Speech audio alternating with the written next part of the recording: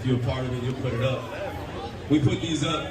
It's not a symbol of anything crazy or anything that you don't feel inside of yourself already. This is a unifying force right here. When I put this up in the air, this is for all walks of life around the world that have lost somebody in the past few years, or you grew up without a mom, or you grew up without a dad, or you lost your grandparents at a very young age, or the chaos that's going on around the world.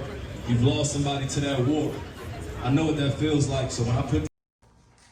All right, what's good? If you made it to this part of the video, I can't thank you enough for even watching the full video. And in exchange, I have something very special for you.